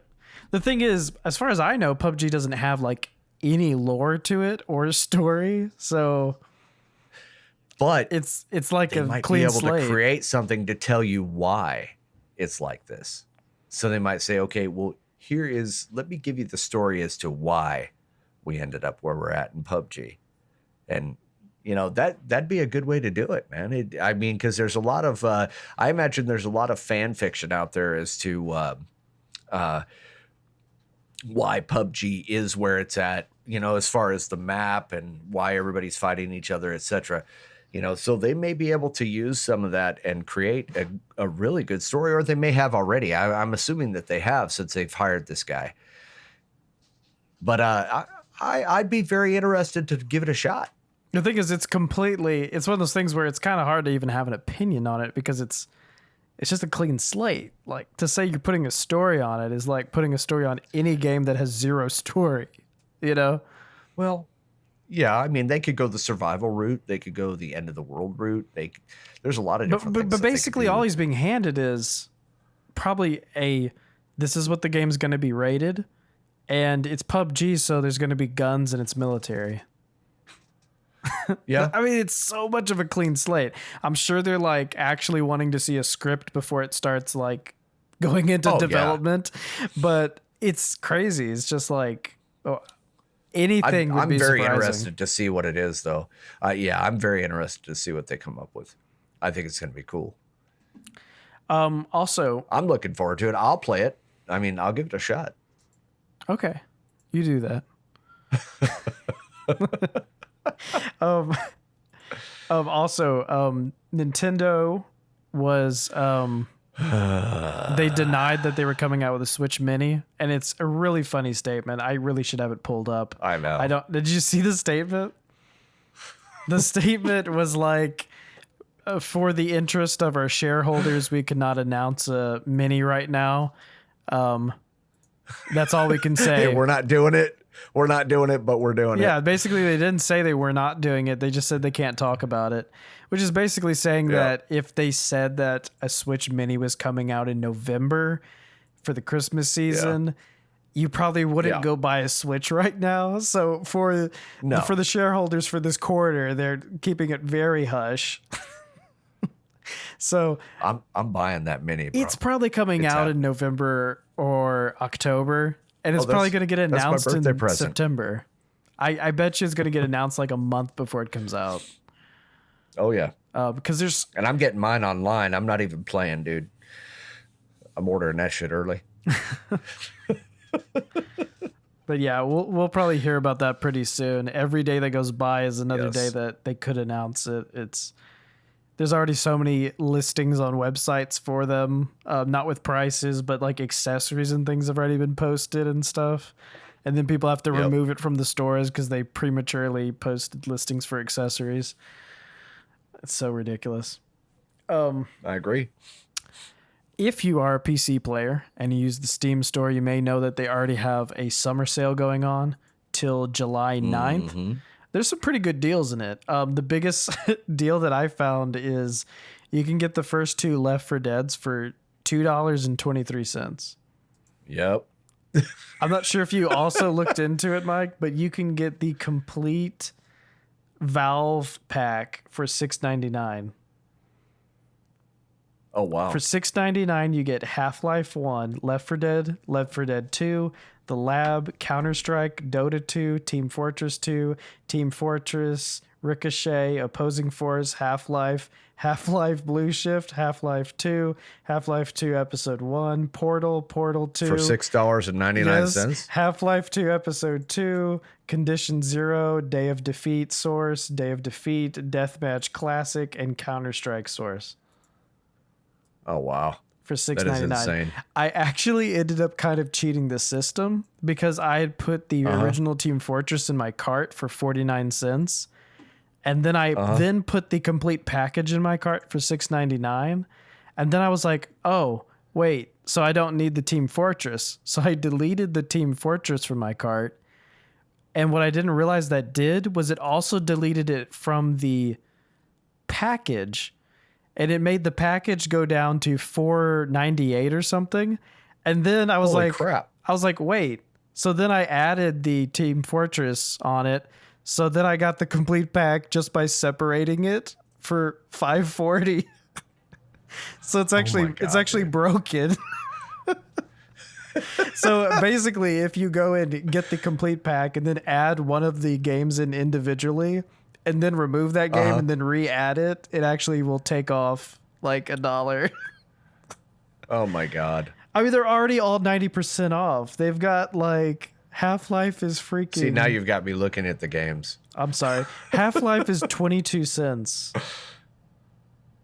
That's insane. Deathmatch dude. is 22 cents. I mean, we're talking about like a lot of these games are really good quality games. Even for their time period, they were like top notch. But even like today, they're still playable. They're still like games that you're just like, Oh, yeah. I remember this game.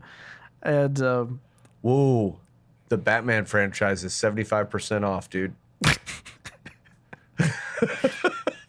my God. But anyway, that was like the best thing I saw in it. I was just like, Back to the podcast. if you are like one of the few people in the world that have not played either of the Portal games, just buy the complete Valve package for those 2 Portal games. It's $6.99 for all of them, and it's wonderful. But let me see what it is. Let's say you just wanted the 2 Portal. You can get both Portal games separately for 45 cents, so you could get them for 90 cents. So I don't know. If you just wanted to play the Portal What? games, yes, you could get them for 90 cents together. Oh my God, dude. I'm going to get so many games tonight. It's ridiculous. Just get this It is package. stupid. It's stupid cheap. There's more than I want, though. My God. There's so much under $1 too. If you search by under $5 and then sort by cheapest first, there are like hundreds of pages of things for 49 cents. Oh my God. Anyway, back to the podcast. Back to the podcast. Is that all I had? That is all I had. That's all I had for my bullet points of news. What'd you get? Boy. Well, you also, yeah, that's true.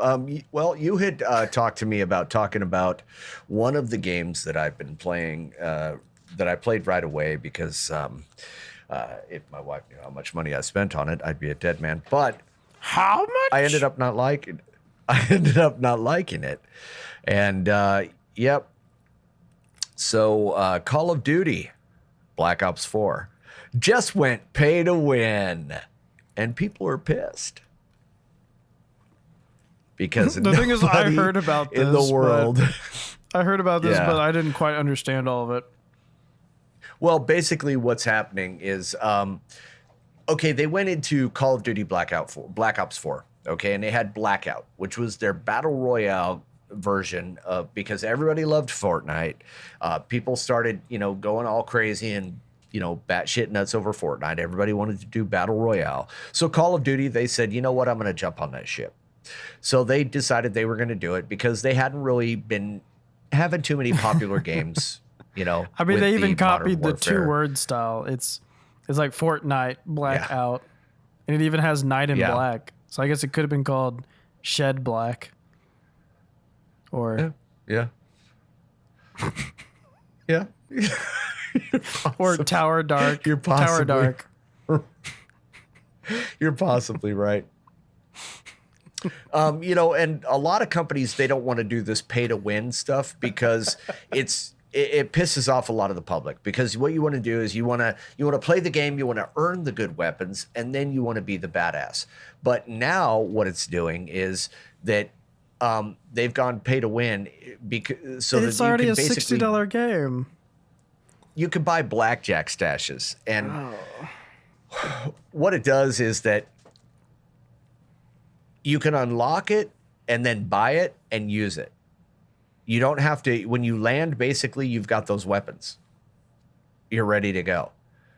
And to me, it just doesn't seem fair, because it makes it to where you're superior before the gameplay even starts. You're better than the other guy before the match even gets going. So where is the sport in that? Where is the fun in that? I mean, it would be fun to be able to go in and troll these people and kill them all, but but you still have this. Yeah, it's just not right. Is it fun to troll when you have to pay extra to troll? Exactly. It's not fun to pay for trolling. Yeah, that's like. But that's basically the gist of it, is it's pay to win now. So where's the fun in playing it anymore? I probably will never go back until the new Modern Warfare comes out. A paid for game? There's no free version of Blackout, right? No, there's no free version of Blackout. I mean, full price for a basically Fortnite season ripoff, passes, and then you have to do a game. season pass on top of that. Yep. So you have to do a battle pass, and you've already paid $60. Yep. And now you're paying for these. You're paying for these blackjack stashes. How much are they? And I'm not 100% sure on that. They're crazy. Probably this, like $9.99 for so many of them. And because the thing is, okay, so let's say you paid $60 for the game. It's almost up to its 1-year anniversary, and let's say you've been doing battle passes. What are they? How long do the battle passes last in Blackout? Are they 1-2 months? Let's say they're about the same as everybody else. So maybe 2 months, 3 months. About that. So you're probably already going to put another $60 in just from battle passes by the time the year mark comes around. So you already paid for the game twice, and then there's a pay to win feature inside of it. So basically, these people that look at it this way. Look at these guys that have grind, and they unlocked all these black market reserve weapons, okay, that are in the game. Well, now, you've basically done that, but if you don't have the free hours to do that, you can pay real money to buy the games, or to buy those weapons, or you're going to get shot by these people that have unlocked and get to use these weapons right off the bat. Right. So it's basically a way. It's a money sink, is what it is. If I think about it, the way I look at it is it's a way to get people to spend money, because you don't have time to grind out the game and get all these acquired weapons that these other people have. So now they're saying, hey, we'll sell them to you, and then you can get in there and you can play. But it's just what it is pay to win. That's all it is. So if you don't want to put in the time and you don't want to put in the effort, you can buy the weapon you want in order to kill the guy that has put in the time and has put in the effort. That's insane to think about. That's all that is. Yeah, it is. It's stupid. It's a completely dumb way to do games. I 100% disagree with that style of gaming. I think it's wrong. Yeah. I just don't like it. But anyway, so that's all I really got about that. I mean, it's basically you Call hear of Duty about Black Ops.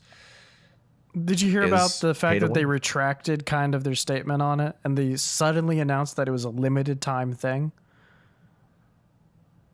When they Yeah, originally did not exactly. announce that, they were That's like, "Oh, because but of the this is a limited time thing." Because of the backlash, yeah. That's because of the backlash that they're getting. Yeah, people are pissed off and they're going to lose. I mean, think about it. They've got Modern Warfare that's getting ready to drop on October 25th. Okay. You're not going to get the people that you want to buy the game if you start pulling this kind of shit.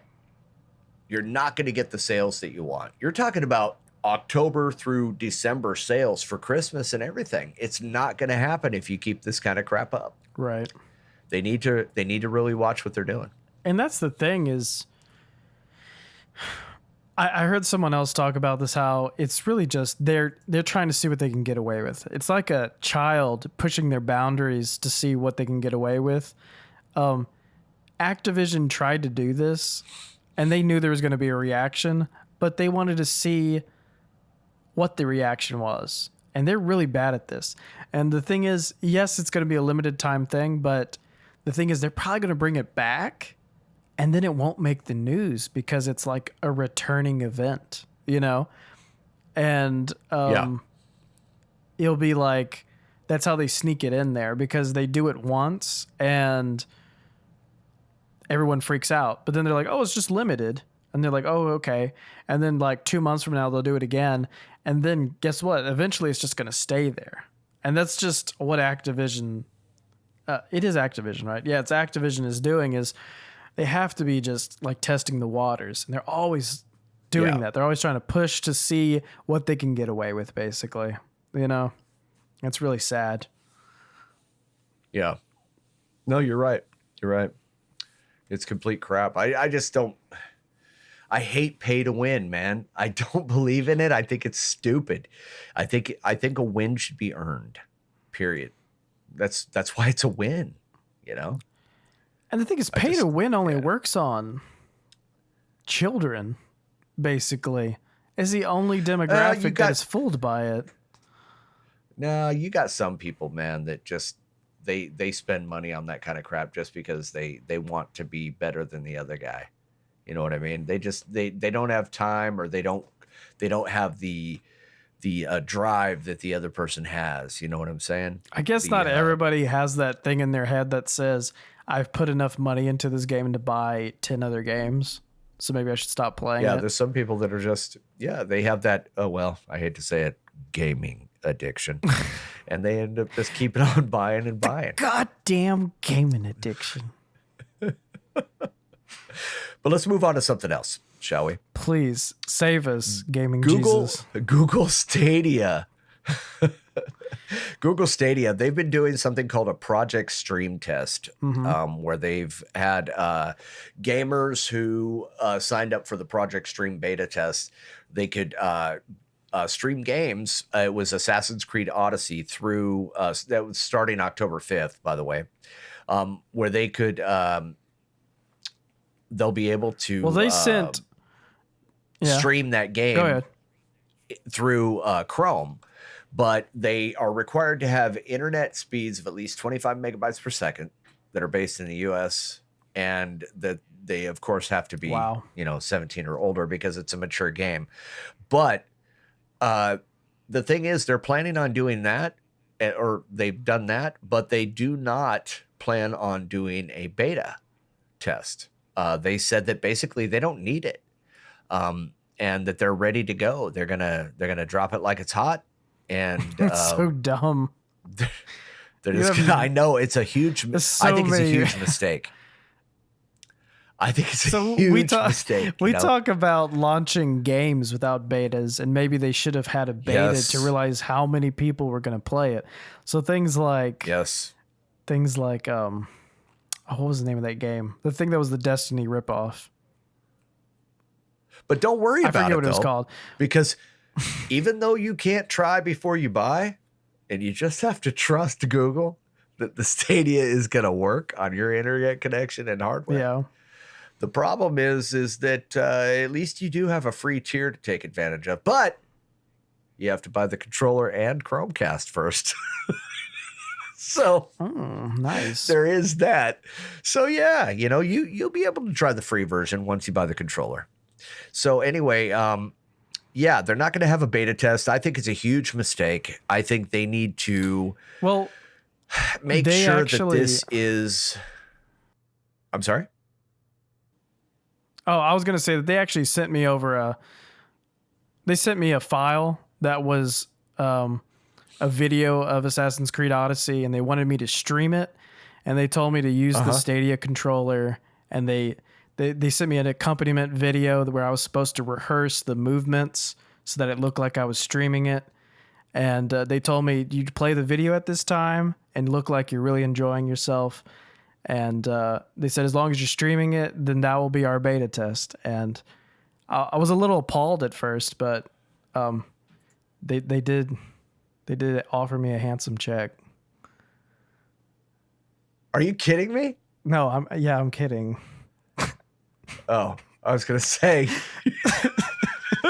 that's some fucking news, right there. No, I wish they did that. Holy shit. Well, a lot of people are saying that, if this happens, if they do a good job with this and they do it at the right price, that it's going to cause some problems for Microsoft and Sony. That if Google can make this happen and they're that confident and it goes without a hitch, if they get let's say this is coming strong this is stream. Coming from the company that 3 days before their 3 days before their could you say good strong stream? My God. 3 days before their their second announcement about Stadia. Remember? Yeah. 3 days before their big announcement about the things that were coming towards it, all their servers went down and you couldn't get on YouTube for like a long period of time. So yeah, hey, I'm going to trust you. I'm going to trust you and give you all my money. No, I'm going to wait until some other jackass buys it. When they say it's good to go, then I'll buy one, Google. Okay? I'll buy into your little scheme. But until then, nah, I don't think so. Founders Edition for $129 what if they actually, or 119 pound. Are you kidding? What's that? What if they actually sent me a video and told me to pretend to stream it? Oh, dude, I would totally blow the whistle on that shit. I would so do it. What would the check have to be for you to be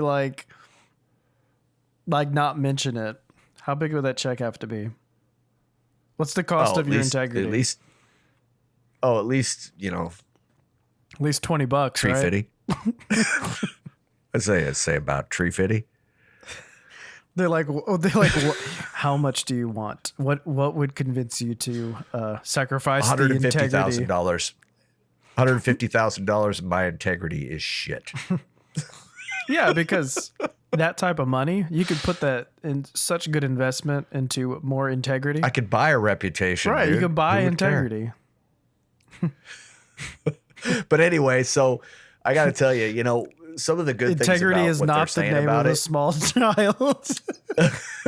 But as far as if the Google Stadia ends up being a good thing, they have a huge library and it's growing. They have fair pricing. There's no hardware that's necessary except for the Google controller. It is Google's and the infrastructure. Chromecast. And the games are in ultra high settings, but it's dependent on your connection. And the only smartphone that's supported is the Pixel right now. Because, of course, it's a Google phone. So, or Microsoft. But, yeah, so that's what we're stuck with. You were talking we don't about know for sure if it's... as you're breaking up in my ear. Yeah, exactly. So we don't know that it's going to work for sure, but they sure want to sell it to you. So, yeah. Oof. That's where we are right now. Another Google story. Phil Harrison, he was interviewed about the... Is he the one with the really round head? Data caps. I think so. No, he's got the square head. But okay. I don't know. I thought he looked like Mr. Clean. Okay, go on. Yeah, a little bit. Stop. Okay. Anyway, he's not worried about the data caps for Stadia. He said the internet service providers are just going to have to start, they have to stay ahead of the customer trend. And if you want to do business with the customers, well, I guess you better give them what they want. Really? Is that what they have to do? Because don't create from a what I product, understand from yeah. internet service providers, they internet service providers pretty much hold you by the short and curlies and make you get the caps that they want to put in place for the prices that they set. So I don't know if they're going to cave too much to this.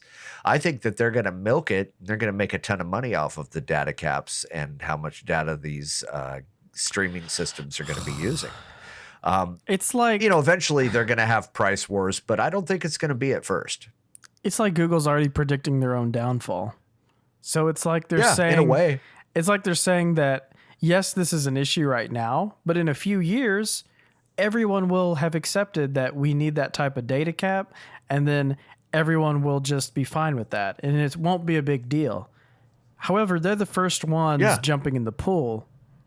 So they're basically saying that when Xbox, when xCloud and stuff get on the market, that they're going to have it easy. They're basically already predicting the fact that they're going to be the first ones, but they're probably going to get the shit into the stick. Basically, it's an idealistic way to look at it. And what they're doing is they're saying that because the demand for streaming game services is probably going to go so high that it's going to force the ISP industry's hand to change their pricing strategies. I don't know if that's going to happen or not, because everybody wants the internet and everybody's willing to pay through the ass to have the internet. So I don't know if it's going to make much of a difference, man. I really don't.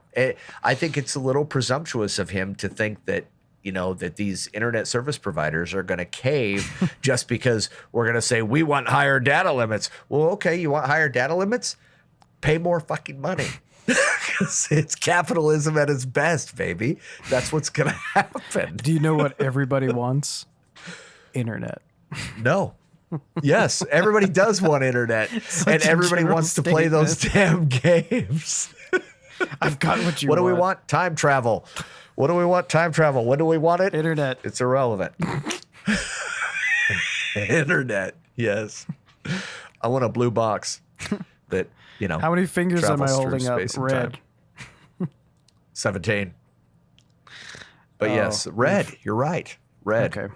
So, But you got one more story, I right? think that it's a stupid thing for him to say. I think it's dumb, and they're going to make money off of it, so he needs to shut his mouth. Final Fantasy 14 is getting a live action TV series. I think this is actually kind of cool. I'm looking forward to this.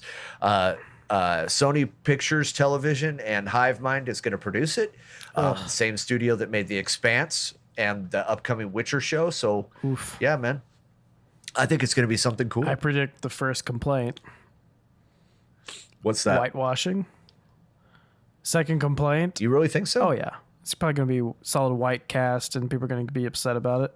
Second thing is the boob size of the girls will be too small, and then they'll be like, they're too small. Oh, I'm not watching. Yeah. Those are going to be the first two complaints before I've even seen or heard anything. They did say that some of the most popular elements of it, though, like Magitech, Beastmen, airships, and chocobos, those are going to be in it. Sid is going to appear in the show. And they did come out with a live-action TV show, 2017, Final Fantasy XIV, Dad of Light, on Netflix. But that was just exploring the relationship between a father and a son. It wasn't a, live action TV show based on Do you remember the show, movie at the turn of the century that had nothing to do with the series? Yeah.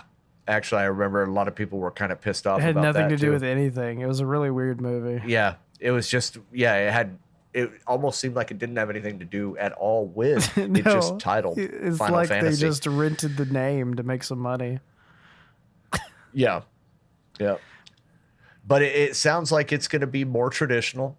It's actually going to be set in, I don't know how to say it, but it's Eorzea. And it should be based on Final Fantasy. It should make a lot of fans happy from what I'm seeing and reading. And I actually am looking forward to seeing some of the pictures that come out, the little photos that they slip, before the actual show comes out.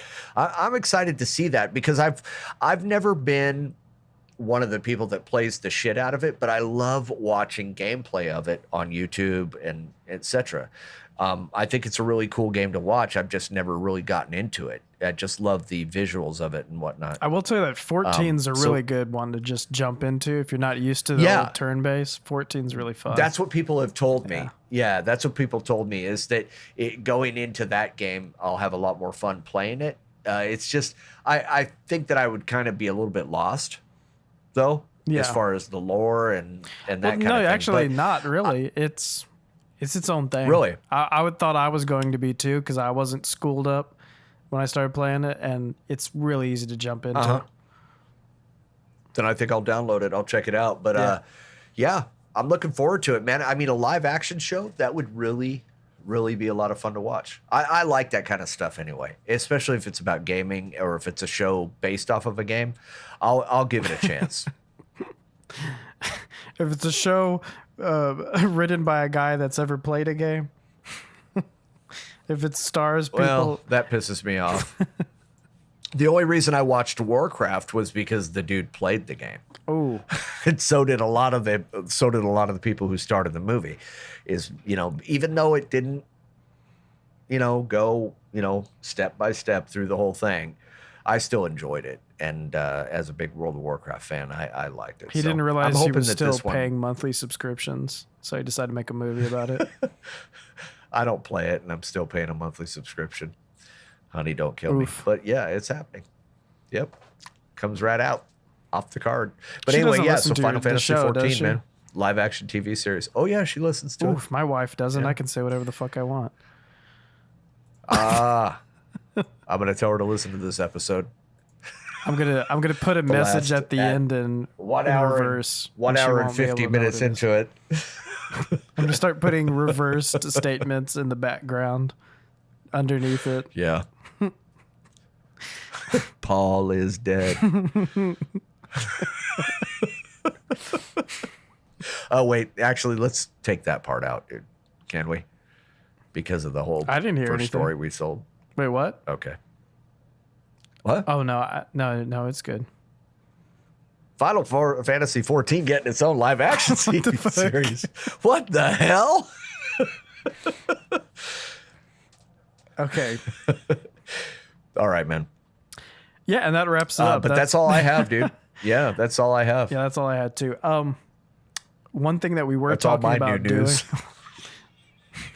Well, yours was said after mine, so technically yours was the newest news. Mine was just relatively new news. Yeah, but Hillhouse is here with the newest news of the news. I was coming to you first. He was coming to you second. Anyway, we were talking about making a comedy album about gaming music. Yes, we were. Yes, we were. Just give us a green light because that's an idea I had. But if y'all would like to hear gaming comedy songs, that's something we could do. I don't know what the turnaround would be, but just let us know. Give us a positive feedback. The best way for us to know if you think that's a good idea is to go to our podcast page on iTunes and leave us a review. And then we'll know because we checked that out. Then we'll know. And I really, really want to do this, so leave a lot of positive responses about it. He's banking on you. I'm hoping. Okay, but yeah, that's it for this week. Hope you enjoyed the episode. Was a little heavier topics this week. Thank you for listening. I will try to play Metro Exodus this week. I've had it downloaded for like 2 weeks in a row. I need to check it out. But were you planning on playing anything this week? Yeah, I'm going to look at a couple more games. From all games? Were you just going to like quit playing video games altogether? Oh, come on. We know that's not going to happen. I'm already itching when you say stuff like that. But I'm probably going to look at... Don't put that on me, Ricky Bobby. Don't put that on me, Ricky Bobby. I'm actually looking at a game a couple of games that are some of these cheaper games on Steam that I might just go ahead and download and just give a commentary on. Yeah, like get $10 worth of 50-cent games and just be like, we're gonna play 20 games today. I mean, seriously, they could all be crap, but I mean, there's one that I was looking at that I'll have to go find it, but it was not on Steam. It was a very one of those low budget companies, but it looked really high budget. And it's about you start out in Africa, and it's about basically evolving as into the human race. You're from primates, and you start you make a small primate clan, and then you learn how to use tools, and it's very graphic and vivid, and I wanted to check it out more. I don't recall the name of it, but when I do, I'll definitely make sure that you hear about it. But yeah, that was something I was looking at. I found it to be very interesting, so hopefully it'll be for sale and cheap enough for me to afford, and I'll give it a try. I just think it's so funny how we review games. Like, most people review games that just like came out, or like they get like a advanced copy of it or something. Not only are we not reviewing games that come out, and we're reviewing games when they like go free to play, or when they when they're up for free download. But I look at some of these games, and I'm glad that we do that personally, because some of these games that I find, I'm like, why haven't I played this before? There's a lot of forgotten games too. And the thing is, no one ever. The thing about indie titles is their best chance of ever getting noticed is when they come out. No one ever talks about them like years after they came out, unless it became like a cult hit or something. I'm looking at a freaking game right now called House Flipper that actually looks like it might be fun, where you remodel these fucking houses and then flip them. I mean, that could be fun. How much is it? Maybe. It's, I don't know. Yeah, it's $14. I ain't flipping a house for $14. That's like 5 Big Macs. It's like 5 Big Macs. I would have to not eat for a week. On sale for $29.99. Fuck that. Holy crap! 50% off of Monster Hunter World. I know. Holy crap! Yeah, that sucked. It's included in Game Pass. What is this one? Play it once, realize that you don't like it. That's Rocket. That's Rocket League. I'm not playing that. Dota 2. A lot of people have been telling me to play Dota 2, but it doesn't look like something I'd be into. I don't know. I'll just have to pick a game and see what's out there. Dota 2's in that package. Just get that package. Man, I don't know if I want the package, man. There's a lot of games I don't play on there, man. I don't know. I'll have to. It's like $5, check it man. Out. All you got to do is do the trick. Remember, left, right, X. That's true. No, just remove something from the card and then put it back in. A, B, up, down. What is the free life thing? It's taken us 9. Is this the 9th episode? This is the 8th episode. This is number 8th episode. It's taken us 8 episodes to even make a reference to a cheat code. That's true. That's true. But we made references to actual cheaters in real life in the first episode.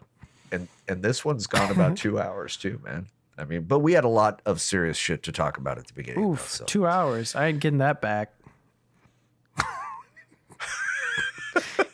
Star Wars Battlefront is only $7. Now you're just doing filler. You're trying to make sure we get to 2 hours. No, we're at 2 hours. Yeah, well, not after I edit it. It's probably gonna be under. That's true. It'll be 1 hour and 57 minutes. You're gonna be so disappointed. It's gonna be like 1:59. If it's 1:59, I'll put a minute of dead space in just to get to 2 hours. There you go. Okay. Oh, holy crap. Sekiro Shadows Die Twice is only $47.99 right now. Welcome to the last... Get it while it's hot, people. Welcome to the last segment of the podcast where Mike just looks through a store.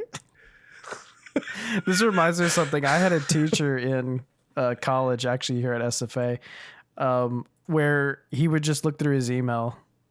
And as a class, we would have to watch him open his email on the Jumbotron.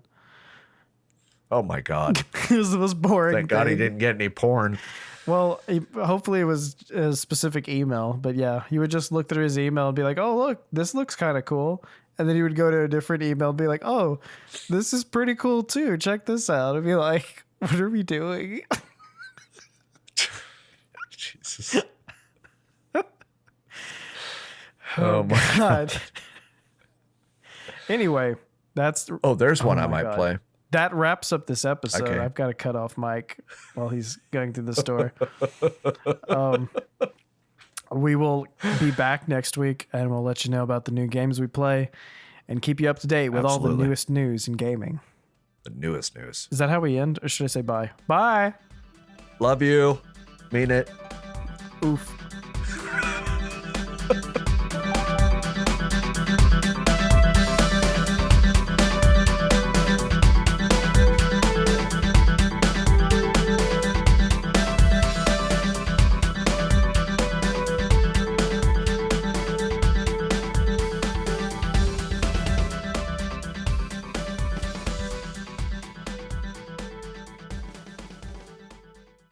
Man, I don't know if I want the package, man. There's a lot of games I don't play on there, man. Oh, I was going to say, that's some fucking news right there. Holy shit. Oof. 2 hours. I ain't getting that back.